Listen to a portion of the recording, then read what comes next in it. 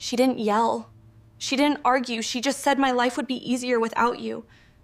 And that's when I stopped trying and started leaving. She didn't yell when she said it. That was the part that stayed with me. We were in the kitchen, the dishwasher humming like background noise, the kind of sound you stop noticing after years of repetition. I was drying a plate when she leaned against the counter, arms folded, eyes already somewhere else. "I think my life would be simpler if you weren't here," she said. It wasn't cruel. It wasn't dramatic. It was just factual, like she was talking about replacing a broken appliance. I set the plate down carefully, lined it up with the others, and nodded once.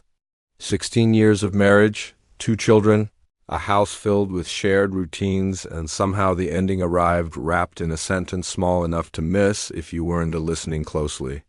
"Okay," I said. She blinked, clearly expecting resistance, tears maybe.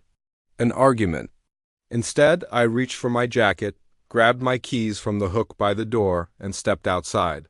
The morning air was cold and clean, sharp in a way that felt deserved. I sat in my car for a long moment before starting it. I wasn't shocked. And that surprised me. You'd think a man would be shattered hearing something like that.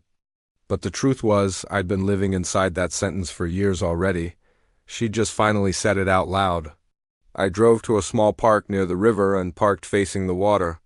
The sun was barely up, turning the surface pale silver.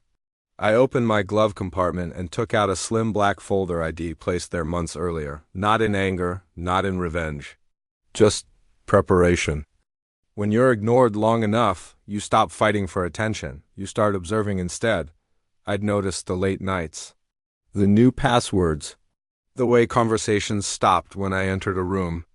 I'd noticed how my opinions became interruptions and my presence became optional. And slowly, quietly, I'd started untangling myself. By the time she tried to leave the house for her Pilates class 20 minutes later, I was already gone. She discovered it piece by piece. First, the garage door wouldn't open.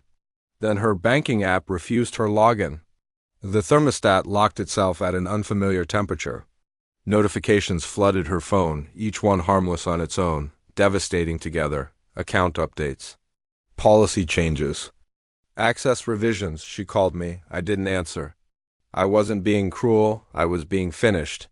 Our kids came home that afternoon. Emma, 15, sharp-eyed and perceptive. Noah, 12, quieter, always listening, even when he pretended not to. They found their mother sitting at the kitchen table, surrounded by printed emails and half-understood legal language. "Where's Dad?"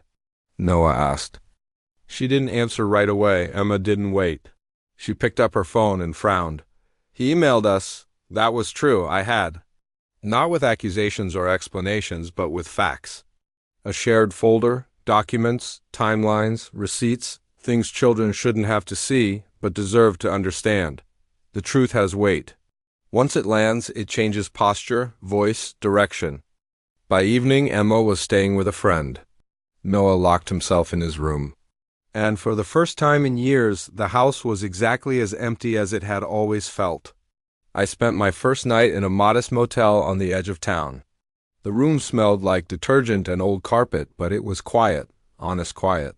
I slept better than I had in months. The following weeks were not dramatic. No screaming matches. No surprise confrontations. Just legal processes moving at the pace they were designed to move when paperwork is complete and intentions are clear. My wife soon to be extradited to negotiate, then to threaten, then to apologize. Each attempt came too late, like trying to return something after the store has already closed. The kids chose their own distance. Emma kept her independence. Noah asked, carefully, if he could stay with me more often. I said yes without hesitation. Life rebuilt itself the way it always does, not all at once, but quietly, brick by brick. A smaller apartment. A new consulting role that valued consistency over charisma. Evenings where silence felt like rest instead of rejection. Months later, I ran into her at a school event. She looked smaller somehow, less certain. She opened her mouth like she wanted to say something meaningful, then stopped. I didn't hate her. Hate requires energy. I just no longer organized my life around her presence or absence.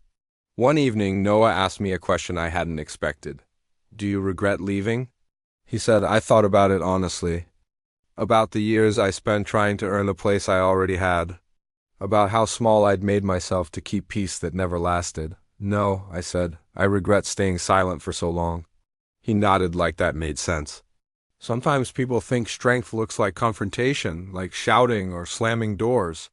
They think walking away quietly means you lost. They're wrong. Strength is recognizing when you've already been dismissed and choosing not to beg for relevance. Strength is preparing without bitterness, leaving without spectacle, and building a life so solid that no one sentence can ever erase you again. She said her life would be easier without me. She was right, so was mine. If this story resonates with you, hit that like button. And let me know in the comments what quiet ending changed your life for the better. Thanks for watching.